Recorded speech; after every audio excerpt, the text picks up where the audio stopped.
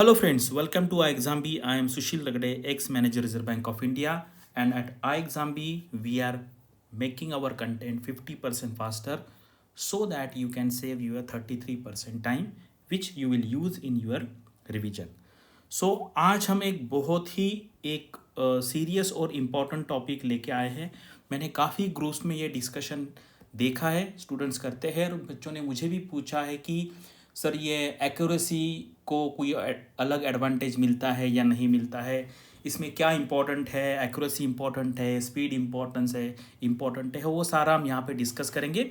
और मैं यहाँ पे कुछ क्वेश्चन यहाँ पर पूछूंगा, उसका आंसर आपको कमेंट सेक्शन में देना है, यानी कि आपको बाकी जो स्टूडेंट है, बाकी जो लोग क्या सोच रहे हैं उसके बारे में भी पता चलेगा। तो यहाँ पर ये वीडियो सारी banking, insurance, regulatory body related जो एग्ज़ाम्स होती है उसके लिए इम्पोर्टेंट है। IBPS है, clerk PO, SBI clerk PO, IBPS, RBI grade B assistant, NABARD development assistant, उसके बाद grade A, SEBI grade A. SEBI में अभी तक क्लरिकल लेवल का वैकेंसी नहीं आया है एंड मुझे पता है वहाँ पे क्लर्क है भी नहीं। अगर इंस्टीट्यूशन में कुछ 2-3 क्लर्क है वहाँ पर जो भी पुराने सिस्टम में रिक्रूट किए थे। हम एक्यूरेसी के बारे में बात करेंगे, स्पीड के बारे में बात करेंगे, सही अप्रोच क्या होना चाहिए और क्या एक्यूरेसी को प्रेफरेंस दिया जाता है या नहीं। ठीक है, ये अगर आपको बात क्लियर होगी तो आपको पता चलेगा कि किस तरीके से आपको कोई भी एग्ज़ाम को अटेंड करना है। अभी मैं रिसेंटली आपको एक एक्सपीरियंस शेयर करता हूँ। इस बार हमारे 115 स्टूडेंट का सिलेक्शन हुआ RBI ग्रेड बी में। मैंने 250-300 इंटरव्यू लिए, उसमें काफ़ी सारे स्टूडेंट ऐसे थे जिनका कोई क्लर्क का एग्ज़ाम निकला नहीं और RBI ग्रेड बी निकल गया। कुछ लोग जो है ना, जो मतलब ज़्यादा हायर लेवल का सोचते नहीं, उनको लगेगा ऐसे कैसे पॉसिबल है। तो मैं एक सिंपल एग्जांपल देता हूँ। इस बार जितने सारे IPS ऑफिसर हुए हैं, आप उनको बोलो पुलिस कांस्टेबल का एग्ज़ाम दो और पास होके दिखाओ। 1-2 लोग हो जाएंगे, लेकिन ये नहीं होगा। क्यों नहीं होगा? क्योंकि एग्ज़ाम का पैटर्न ही अलग है। अगर आप IAS को बोले कि पटवारी का एग्ज़ाम निकालो, वो नहीं निकाल सकते। इसका मतलब ये नहीं है कि RBI ग्रेड बी बन गया तो RBI क्लर्क बनेगा। ठीक है, ऐसा नहीं पॉसिबल है। मतलब ये ऐसा रीज़न नहीं हो सकता, ये किया तो वो किया। कुछ लोग हो सकते हैं, कुछ लोग हैं जिन्होंने दोनों भी निकाला है। और ये क्यों होता है ये भी मैं बताता हूँ आपको। ऐसा नहीं कि मैंने स्टेटमेंट किया और बस आप बिलीव कर लो, ऐसा नहीं है। क्यों होता है? क्योंकि मैं आपको एग्जाम्पल बताता हूँ। RBI ग्रेड बी में क्या है, जो क्वांट है एंड रीजनिंग है, ठीक है, इसका कट ऑफ था 4.5 दिस ईयर और इसका था 9, यानी कि 15%। ठीक है, क्वांट में आपको मिलते हैं 30 क्वेश्चन और टाइम मिलता है 25 मिनट सॉल्व करने के लिए। यहाँ पे 60 क्वेश्चन है और 45 मिनट्स का टाइम मिलता है। RBI क्लर्क का यानी कि RBI असिस्टेंट का जो एग्ज़ाम है उसके लिए इतना ज़बरदस्त स्पीड चाहिए। 60 मिनट में 100 क्वेश्चन अटेम्प्ट करके 90 मिनट का एक्यूरेसी होगा तो भी मुश्किल होगा पास होना। 100 होके 95-98% की एक्यूरेसी होनी चाहिए। यहाँ पर स्पीड प्लस एक्यूरेसी, तभी पास होंगे। कुछ लोग ऐसे हैं जो इतना फास्ट सॉल्व नहीं कर सकते। RBI में क्या करना है, 30 मिनट 25 मिनट में ये 30 में से बस 15 क्वेश्चन देखेंगे, उसमें से 10 क्वेश्चन अटेम्प्ट करेंगे, उसमें से 70% भी एक्यूरेसी हो जाएगी तो ये कट ऑफ निकल जाएगा। यानी कि RBI असिस्टेंट करना है तो स्पीड भी चाहिए, एक्यूरेसी भी चाहिए, तभी आप पास कर पाएंगे। RBI ग्रेड बी में ऐसा नहीं है। RBI ग्रेड बी में आप बहुत ही आपको गिने चुने क्वेश्चन लेके वो सॉल्व करने, स्पीड बिल्कुल नहीं है। कोई अगर 25 मिनट में 5 क्वेश्चन करेक्ट सॉल्व करेगा तो भी उसका हो जाएगा। स्पीड का यहाँ पर मैटर है ही नहीं। RBI ग्रेड बी में 2 एग्जाम का रेफरेंस लेके बात कर रहा हूँ। सिमिलरली रीजनिंग के लिए भी 60 क्वेश्चन में से 45 मिनट में आपको 9 मार्क लाने हैं तो आपका कट ऑफ क्लियर हो जाएगा। तो ये बात जानिए कि ऐसा हर एग्ज़ाम के लिए अलग अलग होता है। ऐसा नहीं है कि जो RBI ग्रेड बी निकलेगा वो सारे एग्ज़ाम निकल पाएगा, ऐसा बिल्कुल नहीं है। ये मैंने आपको बताया, हर एग्ज़ाम का जो पैटर्न है वो अलग है। आपको उस तरीके से पढ़ाई करनी पड़ेगी। कुछ लोग ऐसा है उनको पता है मैं RBI ग्रेड बी निकल ही नहीं, RBI क्लर्क निकल ही नहीं सकता, भले वो IAS निकाल लेंगे। ऐसे बहुत सारे एग्जाम्पल मिलेंगे आपको। जो SSC ना निकला, उनका बैंक एग्जाम नहीं निकला, IAS बन गया, ऐसे एग्जाम्पल मिलेंगे। क्योंकि किसी का GS अच्छा है, कोई अच्छा लिख सकता है, को वो depending upon our quality we have to decide the examination. ठीक है, तो यहाँ पे एक एक्यूरेसी स्पीड का आपको आइडिया आया होगा। अभी मैं आपको और एक एग्जाम्पल बताता हूँ। ऐसा मान लीजिए एक 100 मार्क्स का एग्जाम है जहाँ पर 60 मिनट्स का टाइम है, ठीक है, 60 मिनट्स का टाइम है। और ये हम 3 केसेस देखते हैं। ये केस में एक बच्चे ने 60 अटेम्प्ट किया, 90 की एक्यूरेसी से स्कोर आया 52। इसने 80 अटेम्प्ट किए, एक्यूरेसी थी 80%, स्कोर आया 60। ठीक है, यानी कि इसी का सिलेक्शन होने वाला है। ठीक है, अगर कट ऑफ मान लीजिए 58 है तो इसका सिलेक्शन होने वाला है। ये ऐसा नहीं कहेगा मेरा एक्यूरेसी 90 है, मेरी एक्यूरेसी 90 है। एक्यूरेसी का कोई मतलब नहीं है। मैं बताता हूँ क्या इंपॉर्टेंट है। अभी इसने 50 क्वेश्चन अटेम्प्ट किया विथ 100% एक्यूरेसी, ये भी फेल है क्योंकि कट ऑफ 58 है। तो फाइनली हमें क्या चाहिए? हमें चाहिए इफेक्टिवनेस। इफेक्टिवनेस मतलब फाइनल स्कोर कितना है।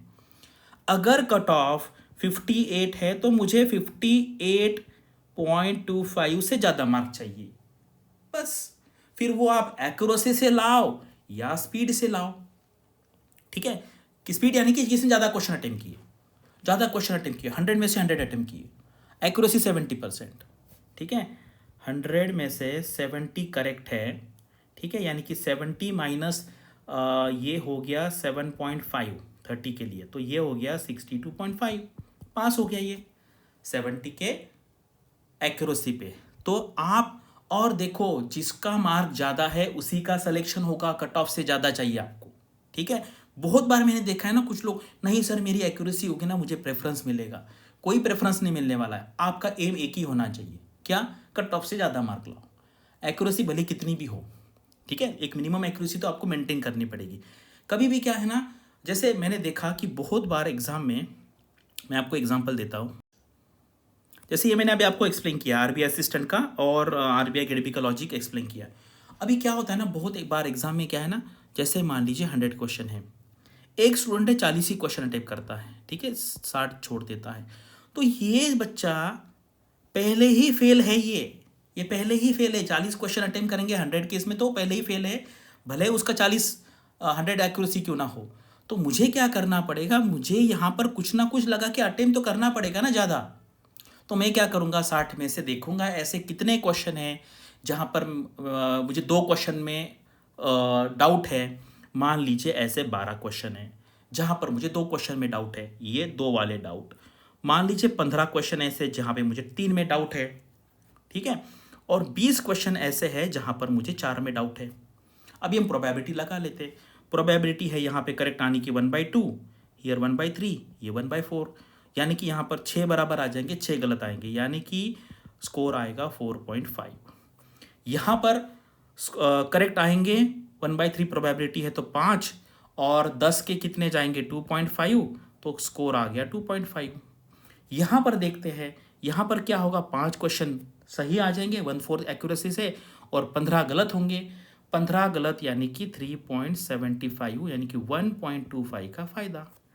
यानी कि इसका स्कोर 4.5 प्लस 2.5 1.25, यानी कि ये हो गए 25, 4 ये हो गए 8, 8.25 स्कोर बढ़ सकता था।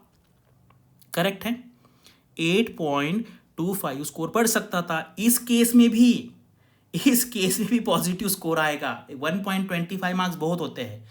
तो आप ये दिमाग में फिट कीजिए कि मुझे कुछ भी करके मुझे ज़्यादा से ज़्यादा मार्क लाना है। I am not going to think about the accuracy and speed. ठीक है, मुझे क्या करना है, कट ऑफ से ज़्यादा मार्क लाना है। अगर ऐसा अगर आप करेंगे तो फिर फ़ायदा क्या है, पहले ही फेल हो गए। फिर मैं तो कहूँगा फिर 60 के 60 मार्क कर दो जो कुछ करना है, क्योंकि ऑलरेडी फेल है। ये 60 के 60 मार्क करेंगे तो एटलीस्ट क्या होगा, फेल तो पहले ही है, ज़्यादा गलत आ जाएंगे तो फेल हो जाएंगे। लेकिन ऐसा होता नहीं है, मैंने आपको दिखा दिया। यहाँ पर कुछ क्वेश्चन ऐसे होते हैं कि जहाँ पे मुझे 2 में डाउट है, कहाँ पे 3 में डाउट है, कहाँ पे 4 में डाउट है, और देखो इसका स्कोर कितना बढ़ गया है। ठीक है, तो ये जो चीज़ें है ये आपको समझ में आनी चाहिए। बहुत student unnecessary sir accuracy accuracy accuracy.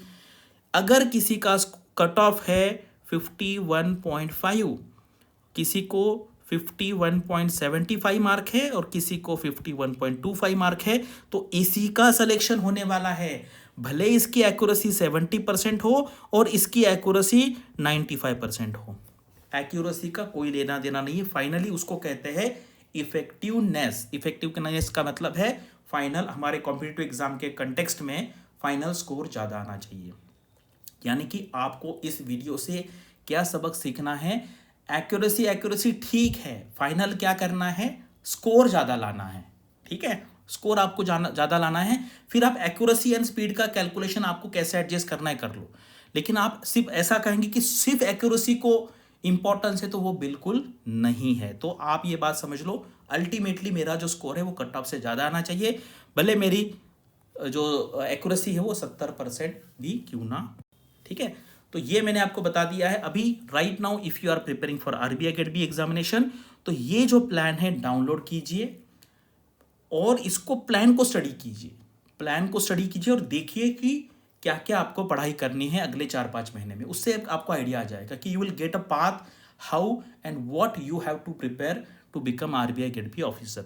और अभी 1-2 दिन आज और कल हमारे यहाँ पे सारे जो कोर्सेस है उस पर 50% डिस्काउंट यहाँ पर चालू है।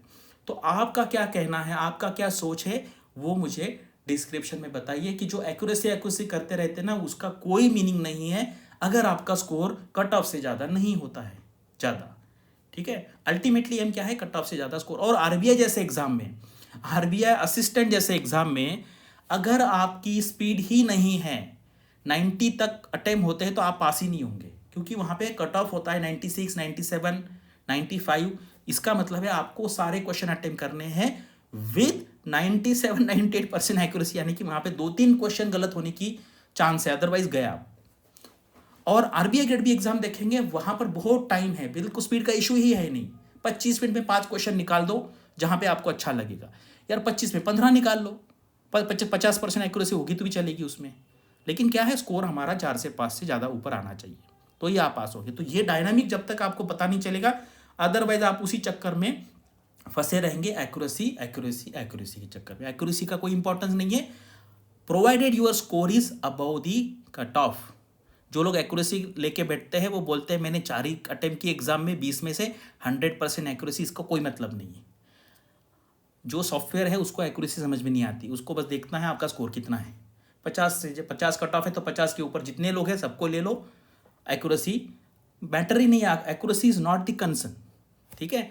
अभी मैंने आपको इतना समझाया है, देखते कितने लोगों को समझ आता है। So thanks for watching this video. और आपके जितने सारे फ्रेंड्स हैं उतनों को ये वीडियो भेजिए और उनको बोलिए कि ये एक्यूरेसी के चक्कर से बाहर निकलो, ज़्यादा से ज़्यादा स्कोर लाने का ट्राई करो। Thanks for watching this video and all the best for your studies and upcoming examinations.